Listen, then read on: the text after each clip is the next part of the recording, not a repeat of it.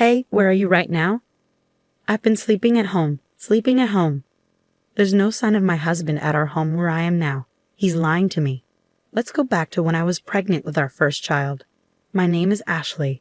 I was finally expecting our first child in our second year of marriage. Just 1 month to go until my due date. I'm 9 months pregnant. While I'm excited about the birth, I can easily imagine the confusion of going through childbirth and child rearing for the first time. I had planned to go back to my parents' house this weekend to have them help me out for a while. I mentioned the idea of going back home to my husband during the stable period of my pregnancy, but I thought he had probably forgotten, so I brought it up again today.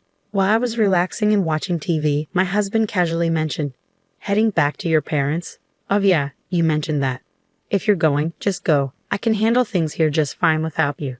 I was shocked by his dismissive tone, but I didn't want to argue, so I decided not to argue back. "Well, I'll be going back this weekend. Our baby is due next month, and I plan to stay there for a month or two after giving birth. So I'll probably be back in about 3 months. Please make sure the baby's room is clean and ready." Okay. I would have done it anyway. "Oh, and I can't see you off this weekend because I have to work." "Oh, all right." I had hoped he would at least come with me to the station, but that hope faded fast. I knew he was always busy with work, even on weekends. But I wish he would think about how hard it will be for me, heavily pregnant and with lots of luggage, to manage on the train. I understand he's busy, but I do feel lonely sometimes. I don't want our soon-to-be-born baby to feel lonely either. Plus, I'm worried about whether we can raise our child together like this. When did he become so distant? With these mixed feelings, I started packing. Since I still had time before going to my parents' house, I decided to send most of my luggage through a delivery service. I had already cleaned the house from top to bottom when I started my maternity leave early.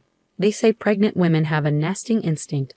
I had set up a crib and prepared a space for the baby, excited to start our new life as a family of 3.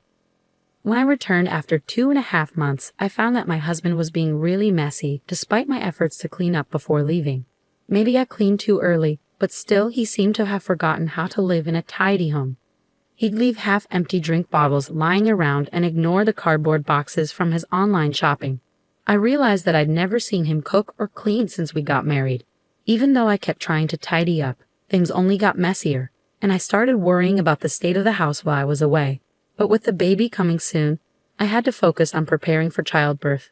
The weekend came quickly, and I went to my parents' home.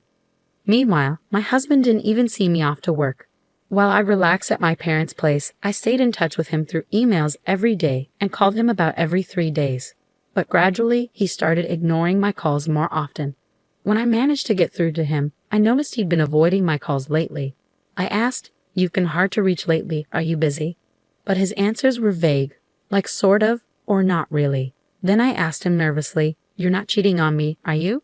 I've heard some men do that when their wives are pregnant. He sounded annoyed and denied it, saying, "No, why would I do that?" It's frustrating to be accused. Feeling uneasy, I quickly apologized.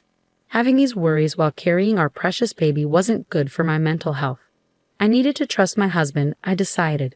A few weeks later, I started having labor pains. As I prepared to go to the hospital, I called my husband. I felt embarrassed to show how much pain I was in, but I really wanted him there when our baby was born. I thought surely he'd be touched by the birth of our child. I'm in labor. It usually takes about half a day for the first baby to arrive, so if you leave now, you should make it in time. I really want you here when the baby is born. You can even cut the umbilical cord.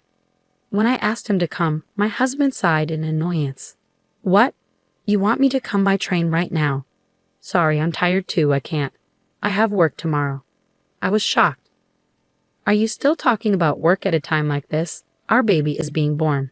Isn't our child more important than work?" He snapped back, "Stop it. My job can't be replaced. This is a once-in-a-lifetime moment, I know. But my work is crucial. If I don't do it, it won't get done. Can't you understand? I have to go. I'm busy." And he hung up. I tried to convince him, but he wouldn't listen. As I sobbed through the pain of labor, I wondered why he was so indifferent to our child's birth. From the moment I found out I was pregnant, my child became my priority. But as a father, he seemed so distant, so I faced childbirth alone. The pain lasted a whole day, and the next day, a beautiful baby boy was born. The baby was so tiny, adorable, and dearly loved. After leaving the hospital, my parents doted on him, teaching me all sorts of things about taking care of him. Within a month, I had gotten pretty good at giving him baths. My parents worried about me, though. "Are you sure you're okay with your husband? We can't help but worry about you when we leave." But not wanting to trouble them, I reassured them, saying, "I think I'll manage somehow. My health is improving faster than I thought. I might go back home next week," I told them. "Really, don't overdo it. Let us know if anything happens," they replied. People often say that recovering from childbirth is like recovering from a car accident, but thanks to hormones, I was in good spirits and my body was healing well. I was also getting the hang of taking care of the baby, so I decided to go back home a bit earlier than planned. While I stayed with my parents, my husband hardly reached out, and even when I sent him photos and videos of our son, he didn't seem interested. I figured maybe the feeling of being a parent really kicks in when you're actively involved in raising the baby, and perhaps he wouldn't feel like a father until he spent time with our son. That's what I hoped, at least. It kept me going. I decided to surprise my husband by having my parents drop me off at home. I didn't tell him I was coming, but he should have been home since it was his day off. I wondered how he'd react when he saw our baby for the first time. Would our baby like our home? After a few hours' drive, we got home. I held our son while my parents brought in our luggage and I unlocked the door. But when we walked in, the house was dark and silent. "We're back a bit earlier than expected, but we're home now." "Huh, no one's here. What's that smell?" As we stepped into the living room, a terrible odor hit us. When we turned on the light, we couldn't believe what we saw. The room was a mess, like a garbage dump. Dirty dishes and half-eaten food cluttered the sink. Clothes and trash were strewn all over. And there was even moldy juice sitting out, stinking up the place. The table was covered in stains and grime. The bathroom was also filthy, with black mold in the shower and sink, and the toilet was dirty and smelly.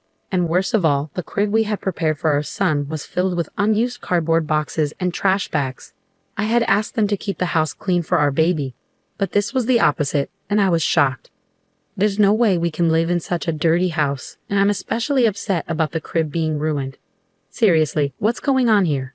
There was no way we could raise a baby in a place like this. My parents were furious and searched for my husband, checking every room, but he was nowhere to be found. Where could he be on his day off?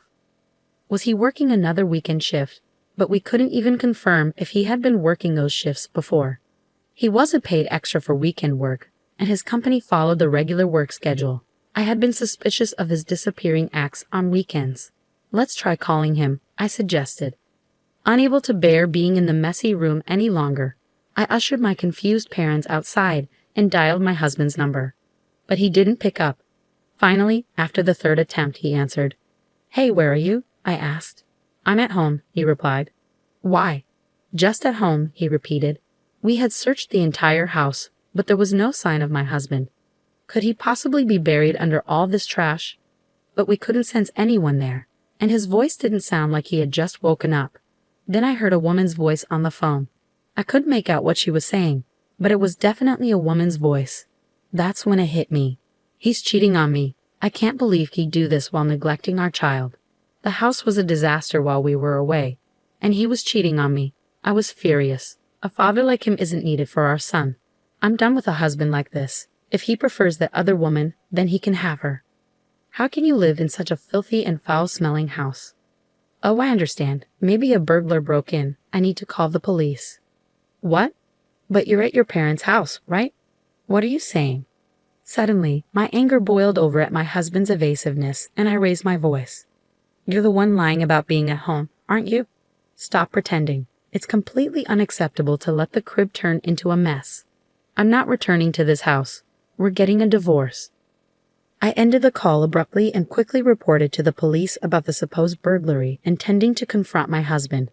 I instructed my parents and son to head back to my parents' house and waited for my husband in front of our home. The police arrived before my husband did.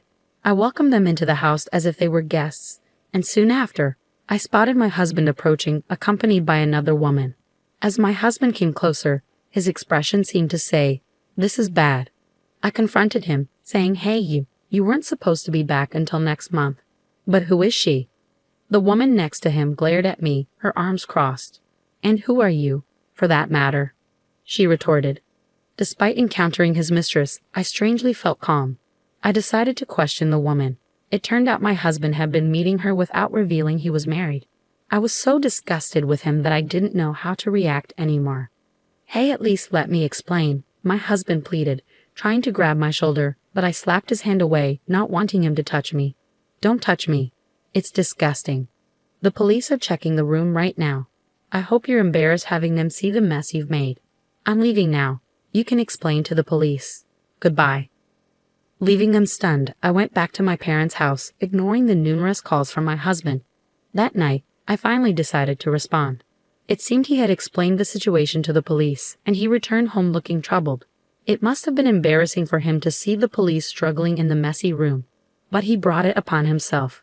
After being rejected by the woman he had been deceiving, all that was left for him was shame and a wrecked house. "Please, I'm sorry. Come back. I've been looking forward to seeing our son," he pleaded. If he truly felt sorry, he should have come to my parents' house at least. Thinking he could apologize over the phone, and everything would be fine shows what kind of person he is. I can't imagine a future with him. Even though you never showed any interest before, you suddenly care? You weren't even there when I gave birth, despite me asking you to come several times, I pointed out. "Well, I thought you knew that I would. I'll clean up the room. I can't do household chores without you. I need you," he pleaded. I could imagine my husband growing more desperate and flustered on the other end of the line as I continued to reject him. "No matter how much you beg, it's not happening. You should have stuck with that woman. If you can't handle housework, have her do it for you," I responded firmly. "But that was just a fling. It was a momentary lapse. You're the only one for me, Ashley," he insisted. "A fling? Weren't you seeing her every time you said you had to work overtime?" I countered. "Well, that's a different..." He trailed off, unable to explain himself. I pressed my husband, who was mumbling incoherently, and he confessed that he had been cheating on me with multiple women from his high school that he had reconnected with at a friend's wedding party. He's a scumbag either way. There's no point in talking, I thought to myself as I listened to him desperately apologizing, his voice close to tears. "I can't believe it. You disgust me. Were you planning to touch our son with those hands?"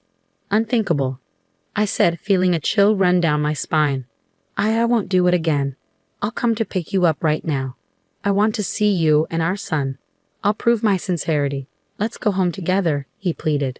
I couldn't believe what I was hearing from his defiant voice. What was he thinking at this point? "I can't trust you. There's nothing more to talk about. I'll raise our son on my own," I declared firmly. "Ashley, please forgive," he began, but I hung up before I could hear the rest of his words. The sound of the call ending echoed emptily in my ear, and that marked the end of our short marital life. Half a year has passed since then, and I've decided to start working, relying on my parents for support. Once I've saved up enough money, I intend to leave my parents' house and start living on my own with my son. I'm in the midst of divorce negotiations with my husband, mainly for the sake of alimony. Despite his limited experience living alone, my husband is apparently unable to manage household chores, and most of his meals are from dining out, leaving his house in disarray. However, that's no longer my concern. I will do my best, showering my son with abundant love and care,